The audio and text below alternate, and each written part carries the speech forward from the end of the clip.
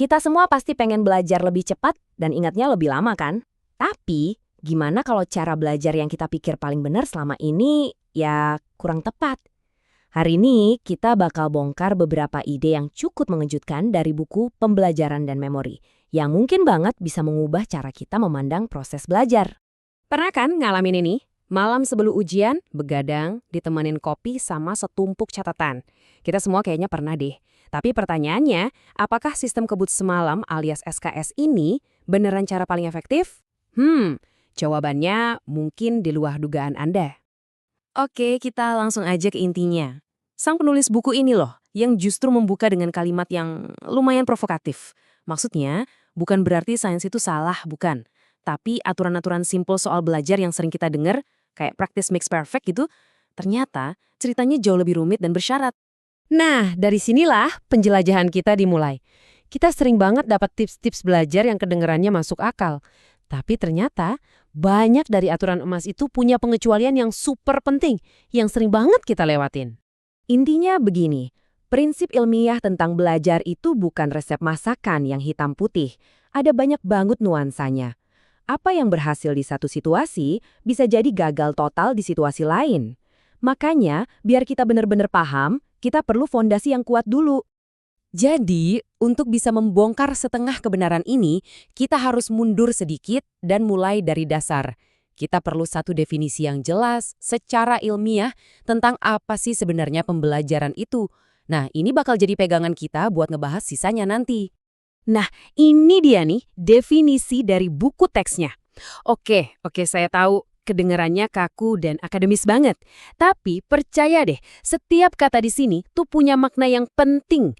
Belajar itu bukan cuma soal ngapalin fakta buat ujian, tapi jauh lebih luas dari itu.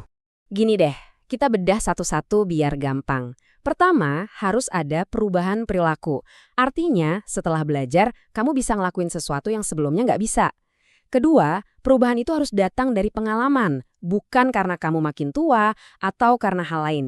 Dan yang ketiga, perubahan itu relatif permanen, bukan sesuatu yang kamu ingat sekarang terus 5 menit kemudian langsung lupa.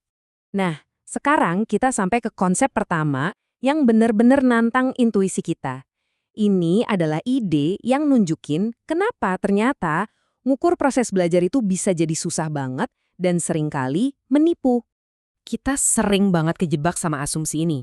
Kalau seseorang performanya jelek di ujian, berarti dia belum belajar. Kalau dia bikin banyak kesalahan, artinya dia nggak paham. Nah, ternyata pemikiran kayak gitu bisa jadi salah besar loh. Kuncinya ada di sini. Bedain antara pembelajaran dan kinerja. Pembelajaran atau learning itu proses internal di dalam kepala kita, nggak kelihatan. Sementara kinerja atau performance itu apa yang bisa kita lihat dari luar. Jawaban di lembar ujian, cara kita main gitar. Keduanya ini ternyata nggak selalu sejalan. Pengetahuan bisa aja udah ada di sana, meskipun kinerja kita saat itu lagi jelek.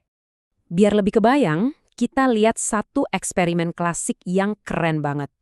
Jadi ada 3 kelompok tikus yang dilepas di labirin. Grup pertama, kita sebut aja si anak emas, selalu dapat keju di garis finish. Grup kedua, nggak pernah dapat apa-apa. Nah, grup ketiga ini nih yang paling menarik. Selama 10 hari pertama, mereka juga nggak dapat apa-apa. Tapi, di hari ke-11, tiba-tiba mereka mulai dikasih keju. Dan hasilnya, wah ini luar biasa. Lihat deh grafiknya. Grup 1 yang selalu dapat hadiah, kesalahannya sedikit. Grup 2 yang tanpa hadiah, kesalahannya banyak banget. Tapi, coba lihat grup 3. Begitu mereka dikasih motivasi, yaitu keju, jumlah kesalahan mereka langsung anjlok, drastis, nyamain si grup 1 yang paling jago. Jadi, apa artinya ini? Artinya, tikus-tikus di grup 3 itu sebenarnya udah belajar dan udah punya peta labirin di kepala mereka selama 10 hari pertama, meskipun mereka nggak menunjukkannya sama sekali. Pembelajaran itu terjadi tanpa ada perubahan kinerja yang kelihatan. Pengetahuannya udah ada di sana, tersembunyi atau laten, cuma nunggu motivasi yang pas buat keluar. Oke, jadi sekarang kita tahu kalau kinerja itu bukan cerminan sempurna dari pembelajaran. Nah, sekarang kita masuk ke mitos besar berikutnya. Kali ini soal cara kita belajar supaya bisa ingat sesuatu buat jangka waktu yang lama. Coba deh pikirin ini. Kamu punya waktu 1 jam ekstra buat belajar. Mendingan waktu itu dipakai buat baca ulang catatan kamu berkali-kali, atau Dipakai buat nutup buku dan maksa diri kamu buat nginget-nginget lagi isinya. Mana yang lebih nempel di otak buat jangka panjang? Nah, ada sebuah eksperimen terkenal yang nguji persis pertanyaan ini. Jadi, pesertanya dibagi dua. Grup pertama, sebut aja tim baca ulang. Mereka baca sebuah teks 2 kali berturut-turut. Grup kedua, tim tes diri. Mereka baca teksnya cuma sekali. Terus sisanya dipakai buat nulis semua yang mereka ingat dari teks itu. Dan hasilnya yang bisa kita lihat di grafik ini benar-benar di luar dugaan. Ini bisa mengubah total cara kita belajar selama ini. Coba kita lihat lebih dekat. Awalnya, hasilnya persis seperti yang kita kira. Kalau dites cuma 5 menit setelah sesi belajar, tim baca ulang nilainya sedikit lebih bagus. Masuk akal kan? Rasanya familiar, kayak sistem kebut semalam yang emang terasa manjur buat jangka pendek. Tapi ini dia bagian ajaibnya. Waktu tes akhir dikasih seminggu kemudian, hasilnya berbalik 180 derajat. Kelompok yang ngetes diri mereka sendiri, yang secara aktif menarik informasi dari memori, ternyata bisa mengingat jauh lebih banyak materi. Jadi, proses mencoba mengingat itu sendiri ternyata adalah alat belajar yang luar biasa ampuh. Oke, jadi apa nih pelajaran yang bisa kita ambil dari semua ini? Gimana caranya kita bisa pakai wawasan soal pembelajaran tersembunyi dan efek dahsyat dari ngetes diri sendiri ini buat benar-benar jadi lebih baik dalam belajar sehari-hari? Kesimpulannya, ada 3 cara buat belajar lebih cerdas. 1.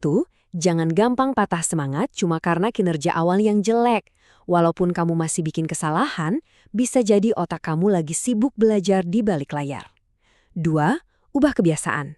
Stop cuma baca ulang doang. Mulai sekarang aktif uji diri sendiri. Bikin flashcard, jelasin ke temen, apa aja deh.